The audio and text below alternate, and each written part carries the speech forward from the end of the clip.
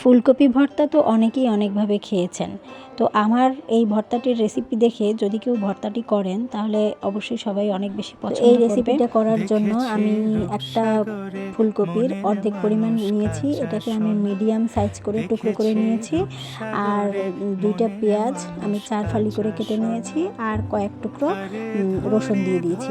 এখন আমি এটাকে ভাজার জন্য কড়াইতে একটু সরিষার তেল দিয়ে ওই পেঁয়াজ আর রসুনটাকে লবণ পরিমাণ মতো, এরপরে আমি হলুদের গুঁড়ো, ফুলকপিগুলো দিয়ে আর কয়েকটা কাঁচামরিচ দিয়ে আমি জল দিয়ে, আপনারা চাইলে চিনিটা স্কিপ করতে পারেন। চিনিটা অনেকেই পছন্দ করেন না ভর্তায়, আমার অনেক ভালো লাগে চিনিটা, আর চিনিটা দিলে একটু ব্যালেন্স হয় স্বাদের, এই জন্য আমি চিনিটা ইউজ করেছি। আপনারা চাইলে এখানে স্কিপ করতে পারেন। আমি ঢাকনা উঠিয়ে দেখতেছিলাম যে সব সিদ্ধ হয়েছে কিনা, তো আমি দেখলাম যে সব সিদ্ধ হয়ে গিয়েছে। কিছু ধনিয়া পাতা কুচি করে রেখেছিলাম সেগুলো দিয়ে দেব, আর এই জলটা না টানা পর্যন্ত আমি এটাকে ভাজতে থাকবো।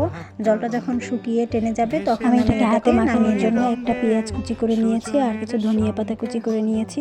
এটার মধ্যে আমি মিশ্রণ মাখতে মাখতে বিশ্বাস করেন আমার একদম ক্ষুধা লেগে গেছে, ইচ্ছে করছে এখনই খেয়ে নেই।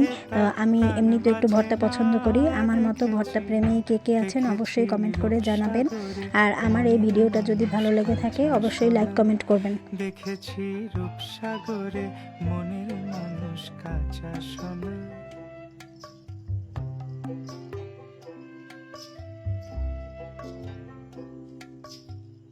পথিক কয় ভেব না রে ডুবে যাও রূপসাগরে, পথিক কয় ভেব না রে ডুবে যাও রূপসাগরে, বিরলে বসে করো যোগ সাধনা, একবার ধরতে পারলে